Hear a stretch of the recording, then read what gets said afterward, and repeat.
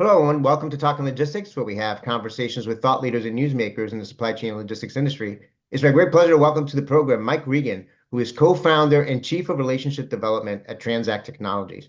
And today we're going to talk about the dangers of doing nothing in transportation management, or why you should focus on what you can control.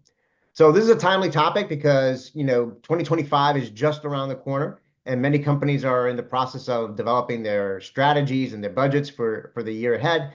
So are you going to be proactive in driving change and continuous improvement in your transportation operations in 2025? Or are you going to take well, let's see what happens, approach? Well, my guest today, who really doesn't need any introduction, has some great insights and advice on this topic. So Mike Regan is a CSCMP Distinguished Service Award recipient, and he has a good pulse on the market and the industry and best practices, which he shares via his newsletter and 2-minute warning videos, which I hope many of you will subscribe to and take a look at because they're really short, but also very impactful. So I certainly always enjoy receiving his newsletter and hearing what Mike has to say. So it's a pleasure to bring Mike back to the program. So Mike, welcome back. Easy for you to say, Adrian. It was a bit of a tongue twister there. Yeah. Well, I'm delighted to be here and looking forward to the discussion because there are a lot of things going on. So I appreciate the opportunity to get together with you anytime. Yeah. So So, the last time I was looking at this, the last time you were on Talking Logistics was almost exactly 2 years ago. It was actually October of 2024, which, in the world of transportation might as well be a lifetime ago. So here we are heading into 2025. I mean, what's your take on the current state of the transportation market? I mean, what are you hearing from the clients that you work with? What's top of mind for them right now? Adrian, I think for a lot of different reasons, one of the key things that's going on is how do we reduce variability, uh, achieve a level of certainty that allows us to intelligently run our business. Because I think what the experiences of the last 4 years, and when we come into COVID, it basically showed how unprepared a lot of companies were when it came to having a supply chain that could be flexed, adaptable in response to changing market conditions. And then we had 2021, 22, where rates went through the roof. Container rates were 25, 30,000. And all of a sudden, you saw some interesting surveys. You and I covered this in 2022 when we got together, that CEOs, supply chain issues ranked as one of the top three concerns for something like 64, 65% of the CEOs that got, were included in the survey.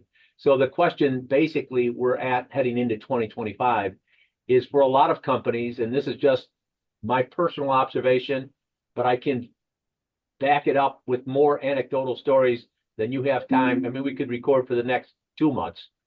But when it comes to supply chain issues, even today, a lot of companies are guessing at what's going on, what is going to happen in the future, and how we best address those changing market conditions.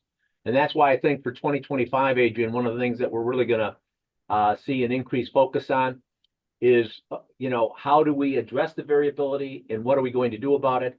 And just early this week, McKinsey came out with a great article about, how executives are running and managing their supply chains. So I think that's going to be a key theme for us heading forward.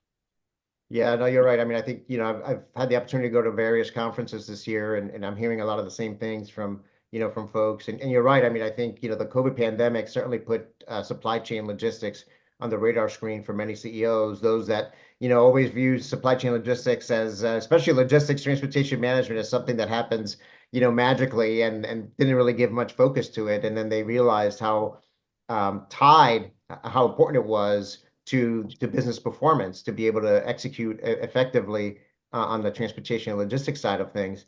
And I think one of the things that we've been hearing a lot from executives, which they're trying to do, is move away from what you said, guessing or maybe managing their supply chain logistics via their gut feeling towards moving towards data-driven decision making, but not everyone's there yet. And I think they're trying to navigate that or understand that a little bit better. Um, The other thing that I notice is, we all know the saying that, insanity is, doing the same thing over and over again and expecting, different results. And I think the worst kind of insanity is doing nothing and expecting, different results. So, I mean, is this an issue with some companies when it comes to how they manage their transportation operations? I mean, and if so, I mean, why do you think this insanity continues to happen, still exists? Wow, that's a loaded question, and it is a great question. And if I might take a step back and say, well, why am I in a position where I am guessing? And one of the things that we have challenged a lot of companies at is this question: is your supply chain built and based on facts or assumptions? We're doing it this way because our customer tells us we have to do it this way. We're doing it this way because our suppliers can or can't do this or that. And so we ask people, how do you know that? How do you know that? Just through my involvement in organizations such as Young Presidents Organization, I just got done running this wonderful 5-part webcast series on negotiations with this renowned expert, Vicky Medbeck. And one of the things she brings out is asking that not just how do you know that, but have you asked them? And so you basically, you ask, how do I put myself in a position where I, don't do anything? I don't know what to do differently. And if I don't know what to do differently, how can you expect me to change what has to be changed? And you and I have talked about this, and a lot of people think I'm making this up, but there is a thing called the Dunning-Kruger effect. And I think the Dunning-Kruger effect is something that is definitely in play in supply chains. And the Dunning-Kruger effect, you can all Google it and find out, is basically says a lot of people are unconsciously incompetent because they don't know what they don't know, but they want to believe they do know.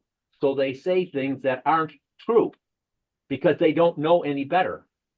And so you basically are in a position, Adrian, and you do a lot of great work in the supply chain, areas with the Adelante and your groups and all. But it's easy to say, well, your best practices. Well, what are best practices? And how do best practices apply to the unique requirements that I have within my business?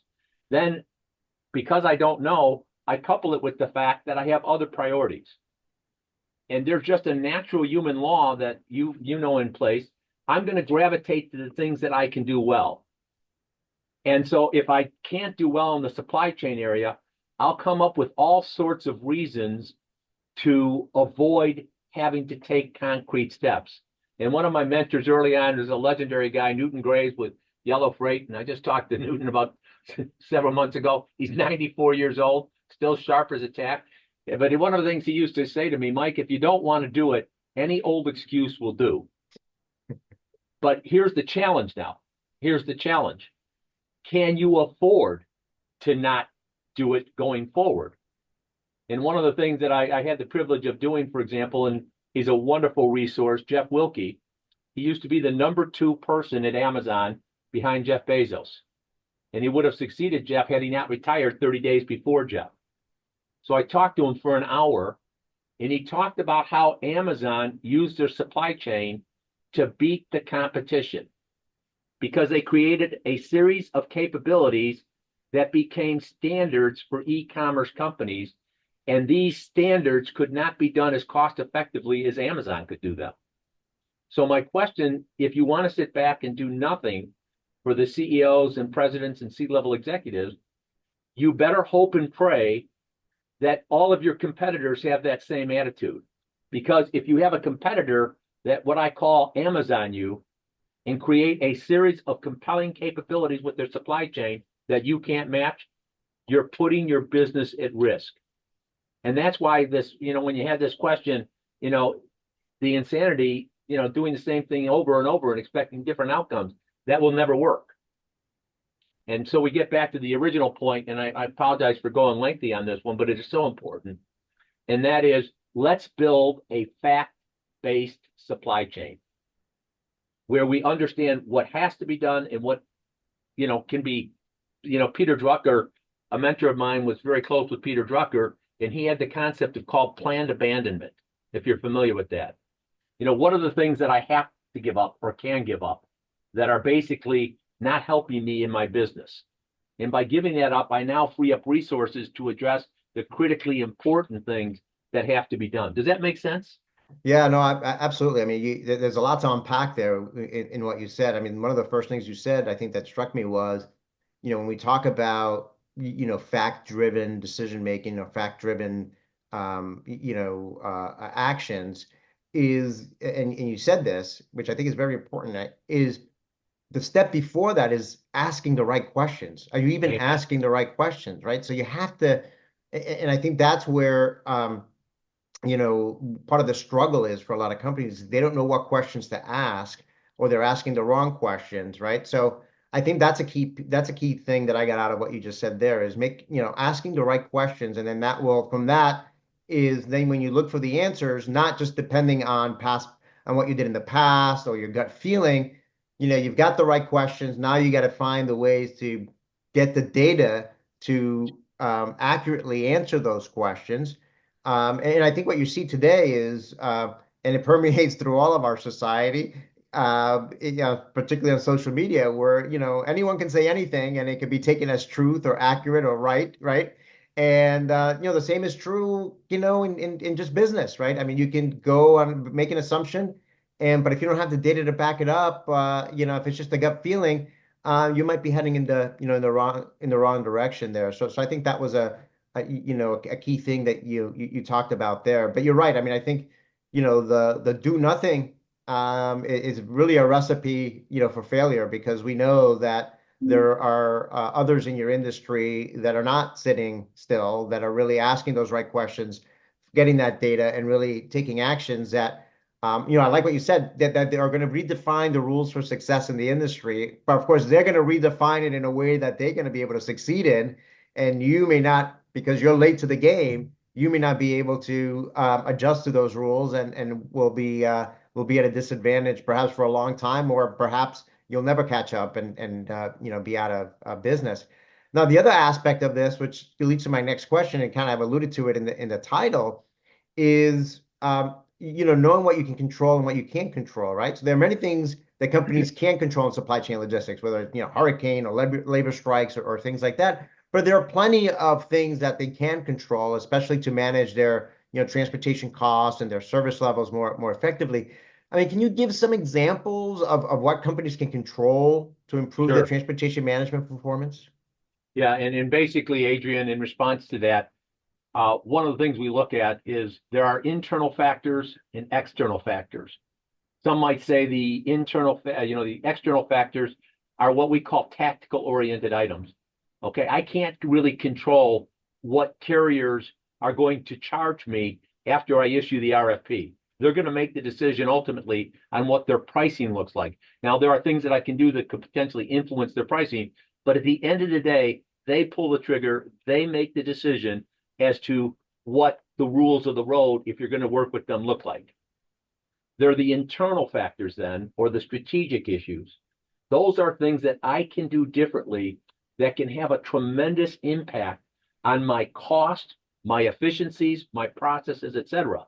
And one of the things that if your audience gets nothing else from this interview other than this reality, it is that the carriers are basically using pricing to say, we're not going to basically allow your waste to ride free of charge.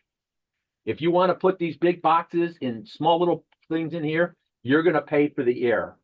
And so you say the efficiencies. There are three things that we've said to people over and over and over till the cows come home. That with carriers in the LTL sector going to density-based pricing in 2025, many of your people in your audience may not completely understand it. It's the most significant change in the LTL sector in my lifetime in the industry, 40 years, okay? And if you're not paying attention to what UPS and FedEx are doing in terms of how they're addressing taking cost out of their system while increasing revenues, then you're going to get blindsided. And so, practical examples there. If you want to continue to give LTL carriers single pallet minimum charge shipments, that go out 3 to 4 times a week because the customer has to have that, you be expecting to pay for that. And so the issue, we say, have you looked at how you're going to stratify your customer base? And I hear people say, when I stratify my customer, oh, Mike, we can't do that. Every customer is important. And I say, well, I want you to think about the airlines. You and I fly a lot. I've been a 1K flyer since the cows came home. I don't spend enough money for global services, but United Airlines treats me differently as a 1K flyer than somebody who is buying a ticket once or twice a year. Well, I ask the question, if you haven't stratified your customers and know what the A level customers, you're going to do whatever they want whenever they want. B level, you're going to do a lot of what they want, some of what they want. The C level customers, you want them. But if, 80% of your customers are at the C level producing 20% of the business, that's driving a cost factor into your organization and a waste factor. And when we have this discussion, one of the questions we often ask when people say, well, we can't change. One of the things we love to ask, Adrian, is would you like to know how much it's costing you to stay the same? Because when people view it, wow, in like, this is what it's costing, now we get religion. So, I don't know if that completely addresses it, but one of the things, how do I improve my transportation management performance? There's a whole host of things associated with the supplier management program. And here's the interesting thing, Adrian, this is what we're really challenging people, because at TranzAct, we spend a lot of time on this, which helps differentiate us.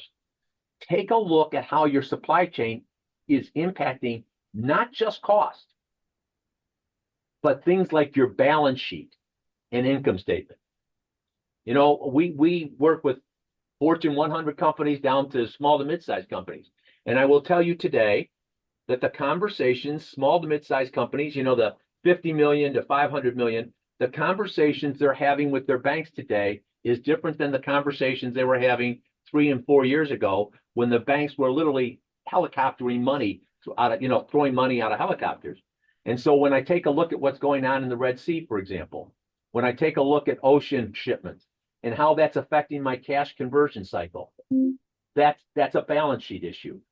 When I take a look at digitizing my supply chain and how that impacts receivables, that's a balance sheet issue. And so one of the things we're working very hard to do, and look, you're way ahead of this, way ahead of this. You've been out front on this for a long time, which is why I have so much respect for you. But when I view this in the context of how's my balance or my supply chain affecting my balance sheet and my income statement, that's a completely different dialogue. Yeah, no, does that make sense? yeah, no, absolutely. I mean, I remember years ago we did a survey with supply chain logistics executives, and one of the things that we asked them was, what new skills or capabilities would you like to learn, or you think it's going to be important for you to, move up the career path, or to help you get what you need to succeed in your role. And in more recent years, data analytics has kind of come up to the top.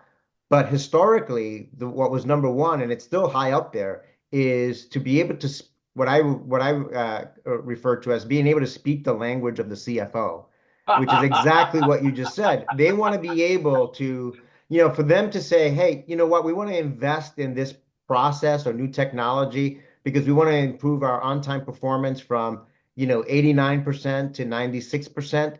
Well, that means nothing to the CFO, right? I mean, that percentage change is, but if you're able to say, if we're able to impact, again, to your point, the P&L and the balance sheet in these ways, if you can tie what you're trying to accomplish to specific items in the P&L and balance sheet, well, now you're speaking the language that the CEO and CFO, can understand. And that's what I was hearing you saying there, right? And that changes the conversation completely. And when you're able to put a dollar figure on different things, whether it's waste or whether it's on opportunities, that's what's going to get the conversation started, and it's going to get the green light for many of the things that you want to do. But if you're strictly focusing and talking in supply chain or transportation metric terms, and there's no financial figure there, I think that's that's why sometimes you hit these bottlenecks. And the other thing you talked about is I think a lot of the times, a lot of the focus is on cost reduction, but I think what really gets CEOs and CFOs excited is if you can tie it to growth. How are we going to be able to increase our top line, not just increase the bottom line, but how can we increase the top line or increase our market share? And if you're able to draw a direct line between those two things, I think that gets to, you move away from let's see what happens to actually being proactive to driving some of these changes that we've talked about. Can I give you a real practical example that every one of your supply chain, logistics, and transportation practitioners ought to be thinking about? Sure. I'm going to throw some questions out at you. And, I started off as a CPA because my dad said I understand the language of business, which is accounting. And so, the definition of an auditor, someone that gets practical value out of this conversation. An auditor is someone who walks around and stabs the wounded after the war is over. But having said that, one of the questions that we want to ask you is, do you know what one day's cash is worth to your company? Do you know what one day's worth of inventory is worth to your company? Over the years, we've worked with Walmart, and one of my friends, him, Mark Hollifield from Home Depot before he retired. I had Mark speak at a Young Presidents Organization meeting, and he threw out numbers he knew, but that's why his CEO said when Mark walked in on the board, when he walked into his first day on the job, fix our supply chain. Because when I have a cash conversion cycle that goes from 53 days to 75 days because of delays in getting containers, what does that mean to the company? So when you go and talk to your CFO, you're not talking about something abstract. You're talking about a real issue that they're dealing with. Right. And now, and I can go on, but all this stuff. And I would just throw out one other thing here too, because you alluded to this and I want to mention something. Everyone gets spooked by black swan events. But if you have a resilient supply chain, your ability to recover from those black swan events can be a competitive advantage. And we have things that are on the horizon in the 25th. I do a lot of interviews with Mark Willis on Road Dog Trucking. I like to truck with the truckers, as I like to say. And, one of the things we were talking about, were people surprised by October 1st when the ILA went on, strike? And I said, if they were, they should have been fired.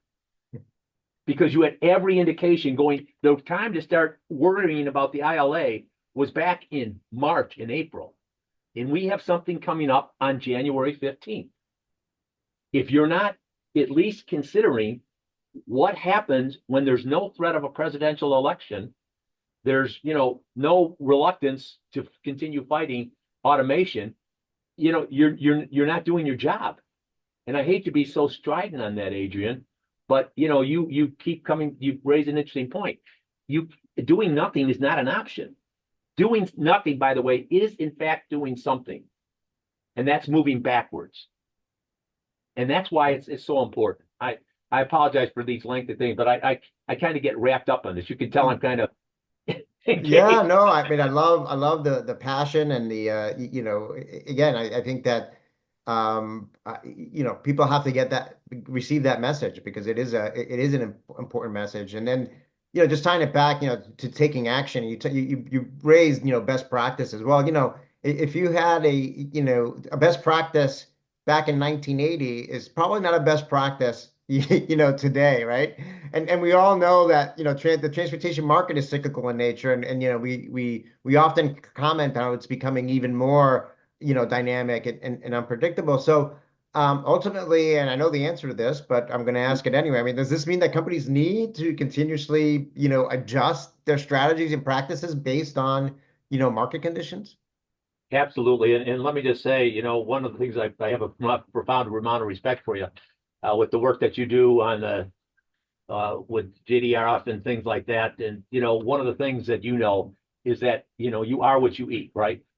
And so, what I ate at 50 isn't what I could eat now today. Things change. We learn more. Our bodies change. Our bodies adapt. Your organization is changing whether you know it or not.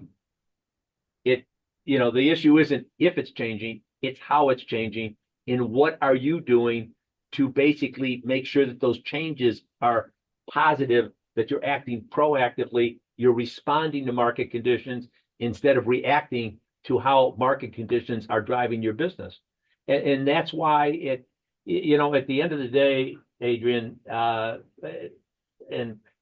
the value that we think we bring to the table is we're in the market every day and we're talking with lots and lots of shippers. And, I've been very involved with CSEMP, Knit League, TIA, and others, and we see things and we're talking to transportation executives. I serve on the board of a publicly traded transportation company, and, we interact with, all sorts of people. So when somebody like Rob Estes, who I've interviewed and over at TranzAct.com, people can listen to him, or others executives, Shelley Simpson from Hunt, or Derek Leathers from Werner. When you're hearing from the leaders, the Dave Yeagers at Hub, you have to listen, because what they're telling you is what their companies are going to be looking like in the future and how they're going to be operating.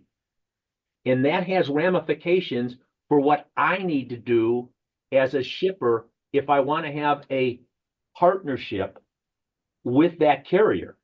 And not the kind of, we're going to be a shipper of choice type partnership, but really a partnership that's much more embedded, where I understand what you're trying to accomplish, you understand what I can and can't do. And then we can have a completely different conversation about how we effectively work together. So, for example, when you see the truckload carriers, for example, parked a lot of their rigs in 2023 because they weren't going to dedicate that equipment to the contract market because the rates were so absurdly low. When you see trucking today with a fully loaded cost of $275, it costs $230 to operate a truck. $275 is fully loaded because we have an 18% empty mile factor in there, and the rates in the spot market are trending at $2. You're dealing with a model that has to change because it's not sustainable. But if you're not having those conversations with people like you, if you're not part of the phenomenal organization that you stood up in exchanging ideas, you're basically leaving yourself exposed.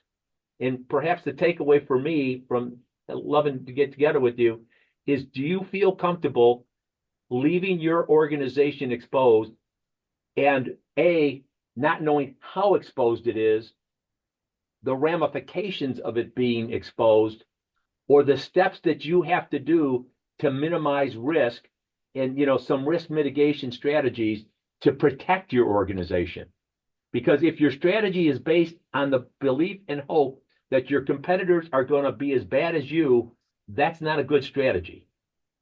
I don't know if that makes sense, but Yeah, no, I absolutely. I mean, I think at the end of the day, and certainly this is part of the reason why we do these episodes, and why we have the Indago research community, because ultimately in this type of environment, there's nothing more powerful than peer-to-peer learning and networking, right? So really, all stakeholders in the industry really, obviously not sharing confidential information, but obviously sharing their insights and advice with regards to their perspective of the market and the trends and how that's going to impact things moving forward. And, I hadn't thought about this, but, I think if I was a transportation manager or executive, I would, based on what you just said, because I hadn't thought about this before, I would probably sit in for the publicly traded ones. I would sit in on all of their earnings calls for the trucking companies to listen to their CEO and CFO talk about their business, their strategy, what actions they plan to take in the coming quarter or the coming year. And I think if you're a shipper, and you're not doing that, you're again, that's a blind spot there. That there's an opportunity for you to really gain some insights on how your carrier partners are, number one, doing, and number two, what actions they plan to take to fortify their business, and grow, and so forth. So that can provide you with a lot of great insights. Now, you talked about partnership, Mike, so I'm going to shift gears a little bit and really focus on that relative to TranzAct. I mean, when it comes to working with partners like, TranzAct, I mean, what's required for both parties, yourselves and your customers to maximize the value of that relationship? I guess to put it differently, I mean, what differentiates an ideal customer for you, right, versus one that you would choose, not to engage with? hopefully I've got a great answer for you, because Lord knows we spend a lot of time. But since I brought the Lord into it, There is a story, Adrian, I put out my weekly word of encouragement. I was going to do it for 3 months starting in 2020. Here we are coming up on over 4 years. And, I kind of like to say, I don't want to be ecumenical about this, but there's a great story in one of the Gospels where Jesus sees a person by the well. He was paralyzed, and if you got in the water, you could get cured, and the angel stirred it and this type of thing. And he'd been coming there year after year after year after year. And he started off with a very simple question. And I said, well, why would he ask questions? He knows the answers to all these things. But he asked a very important question is, do you want to walk? Do you want to get better? Do you want to get well? And when the ideal customer for us answers that question, yes, I want to get better. You know this, I've done in 2021, 22, I talked to over 3,000 C-level executives through some of the speaking engagements. And I had that supply chain spectrum. You say your supply chain's really important. You all stood up. Oh, yeah, it's very important. And then I say, well, if it's that important, let's rank it. One is you have a third world country. I've been all over all 7 continents. I've seen, third world countries with better supply chain capability. 5 is I'm world class. 5 is I'm trending towards the Amazons of the world, the Walmarts of the world, the Home Depots of the world, and these companies, the Grangers of the world, the Abbotts, et cetera. But here's what's really important then. Rank your supply chain. 85% of the people that I surveyed said their supply chains were 3 or worse. So you say it's really important, but the reality of it is you're willing to live with something that's average or mediocre. So the ideal customer for us is saying, we're a 2, we want to get to a 3. We're a 3, we want to get to a 4. We were the largest privately held audit and payment company until 2000 when we sold a part of it to Schneider.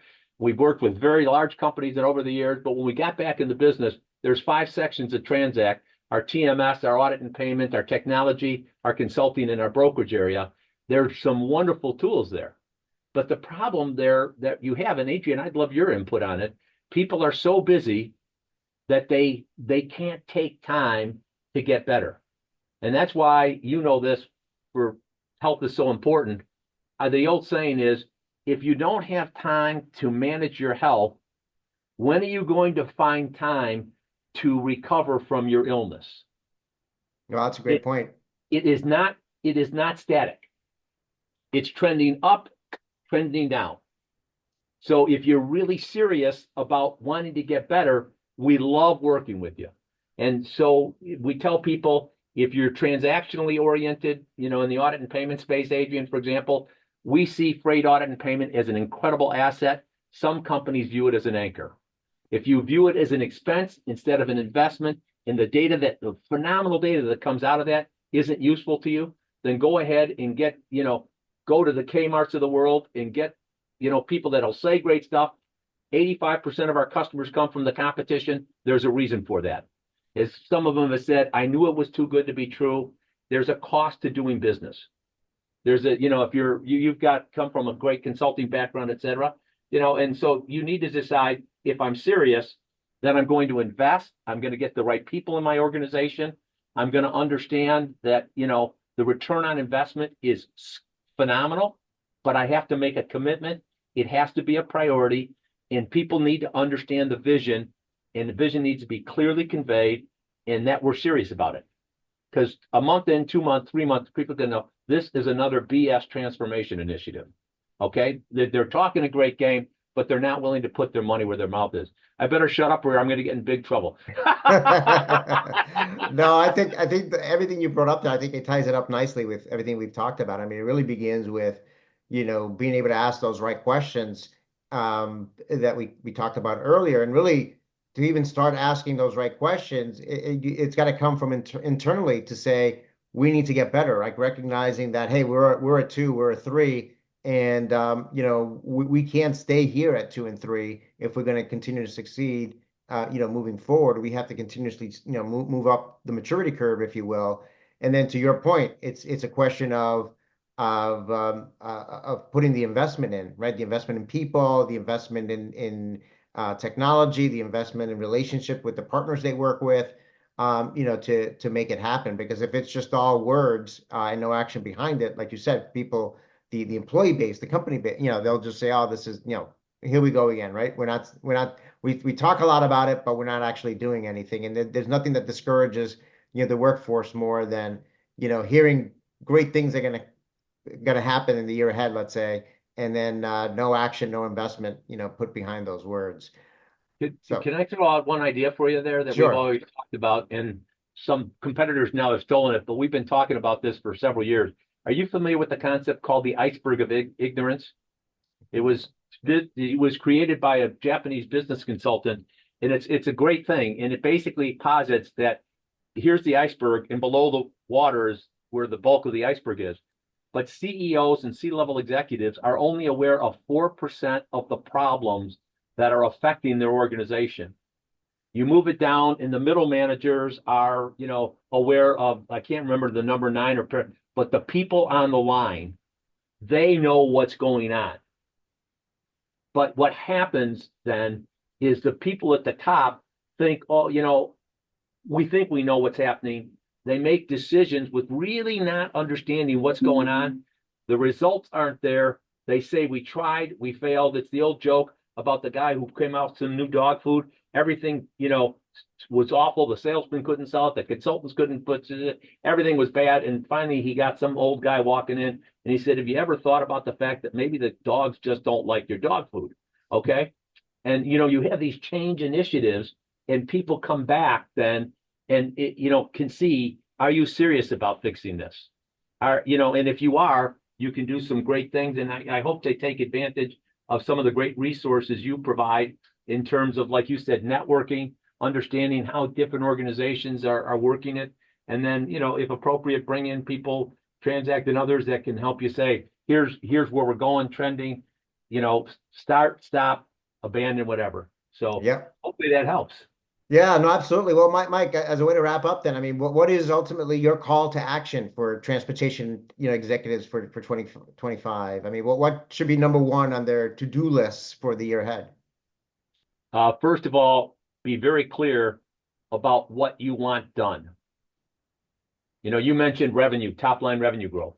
Okay. It's so much sexier to say, if you walked into your C-level executive and said, I could increase your sales by 10%, they'd be like, how? Well, I'm going to give you $1 million in cost savings.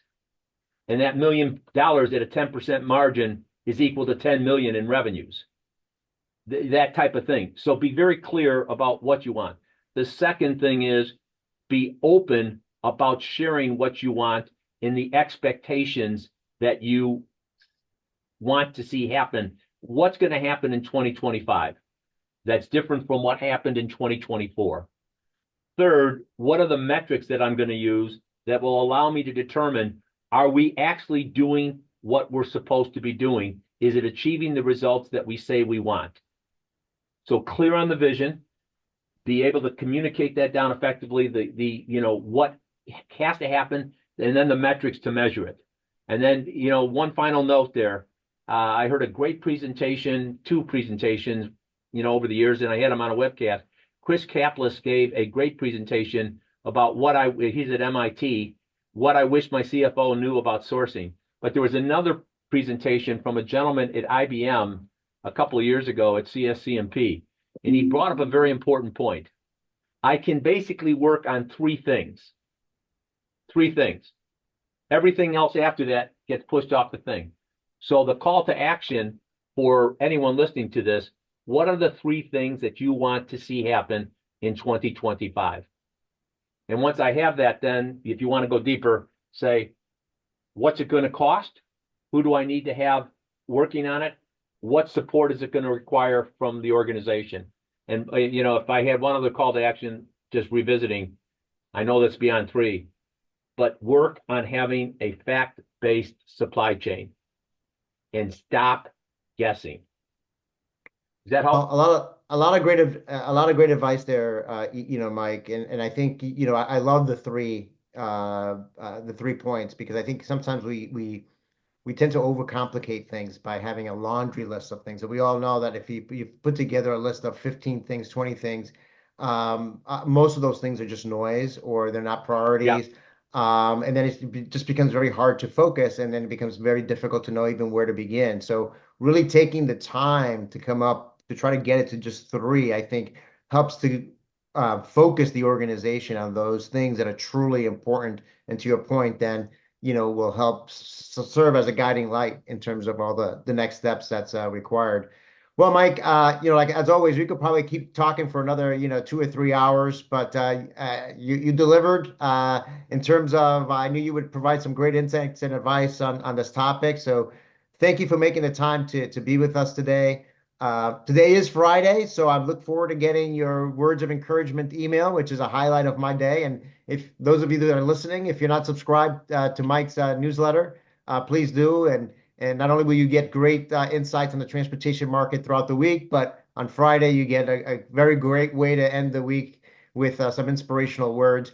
And then finally, I'd be remiss if I didn't thank you and TranzAct for sponsoring our logistics leaders for T1D Cure cycling team for in support of Breakthrough T1D and helping to find a cure for type 1 diabetes. Today is November 1st, which is T1D Day. And obviously, November is Diabetes Awareness Month. So again, Mike, thank you and TranzAct for all you do in support of our team there as well.